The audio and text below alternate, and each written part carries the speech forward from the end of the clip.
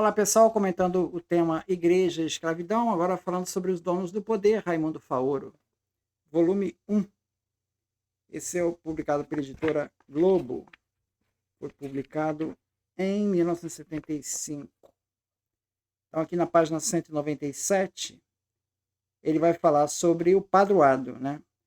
E vai falar então sobre a bula Interquetera, 1456, que regula ali a base do padroado.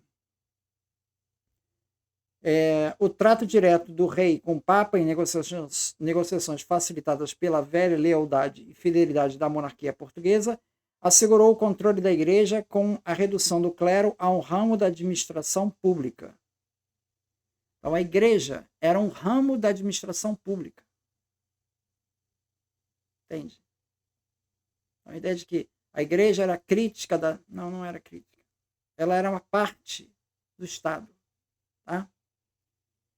Em resumo, escreve Américo Jacobina Lacombe, o padroado consistiu praticamente no controle das nomeações das autoridades eclesiásticas pelo Estado e na direção por parte deste, do Estado, das finanças da Igreja.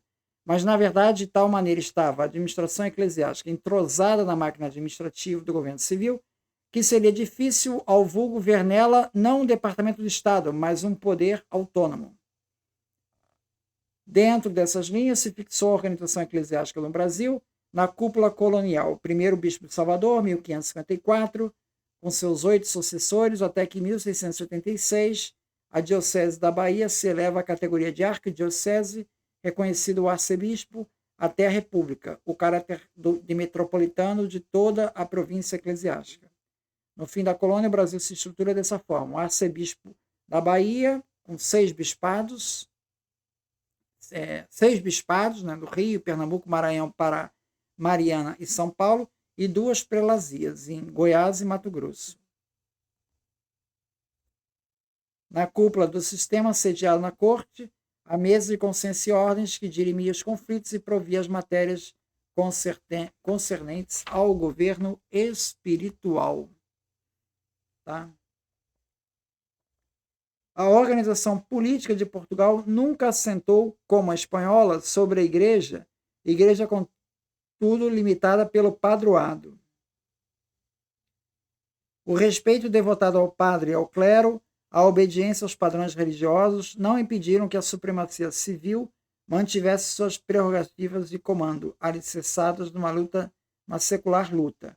O que as ordens religiosas conseguiram no Brasil foi, no máximo, sobretudo pelo esforço dos jesuítas, a conservação da moldura religiosa da sociedade. Enquanto as outras ordens transigiram com a flutuante e dissolvente moral da terra, na qual os transmigrados seriam um bando desamaiçado de garanhões e de escravizadores e a indiada matéria-prima do bordel dos sertões, os jesuítas, os donzelões intransigentes, se mantiveram incólumes ao apelo da carne e à cobiça escravagista.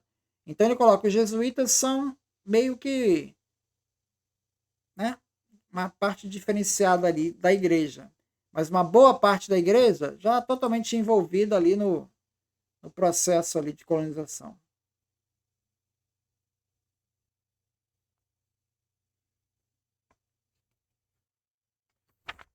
Página 200.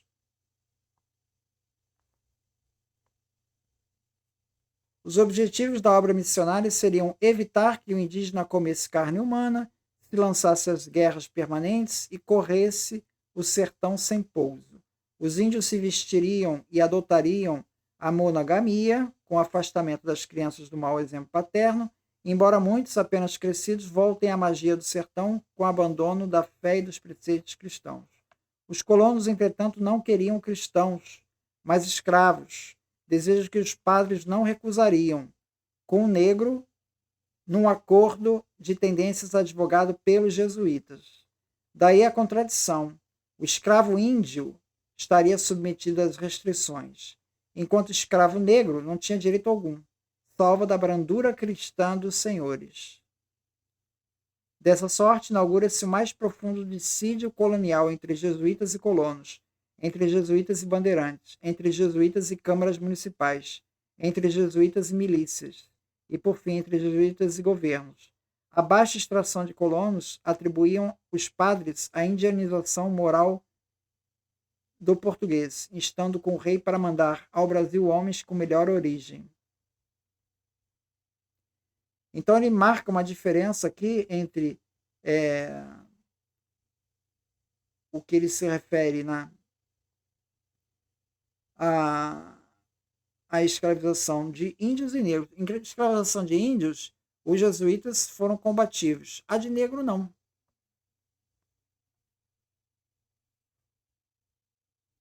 No fundo, os jesuítas se mantinham irredutíveis, apesar das concessões secundárias, numa doutrina inaceitável para os colonos e para a lei, a liberdade dos índios. Então, os jesuítas sempre se colocaram desse lado, né? Com isenção da atualidade civil e sujeição incondicional aos missionários. As aldeias ficariam incólumes aos agentes régios e à corruptora influência do branco.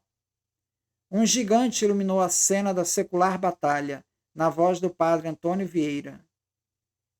Ele não se opunha à escravidão, mas queria escravidão sem o demônio de permeio, para os negros. O reino dos céus redimiria o martírio, transformando-os na vida futura, posto que pretos em anjos. Então, assim, ele queria escravidão para os negros dentro dessa perspectiva, que eles teriam o paraíso nos céus. O cativeiro deveria ser lícito, isto é, aprovado e regulamentado pelos jesuítas, admitida a tomada do índio em duas hipóteses: os resgatados das cordas de seus semelhantes e os conquistados em guerra justa. Os outros seriam aldeados ou repartidos pelos moradores com serviço de 6 meses do ano mediante salário.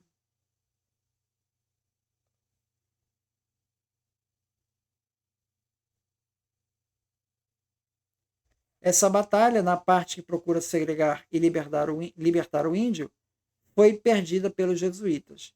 O Estado português não permitia outro poder senão a de sua administração e de seus agentes. Frustrado o plano de uma teocracia limitada ao sertão. Perderam-na também no ponto em que procuraram evitar o hibridismo, a indianização do branco, do desenfreado gosto por muitos braços escravos, no amor à submissão das superstições, na conquista de muitas mulheres com o puritano modelo de família. Quer dizer, assim, queriam impor esse modelo puritano de família que não acabou não dando certo também. Mas a guerra eles a venceram em profundidade em sua amplitude histórica. O padrão europeu e católico de moral se transplantou na conquista portuguesa. Padrão, na verdade, nem sempre obedeceram na consciência, mas respeitaram a conduta exterior.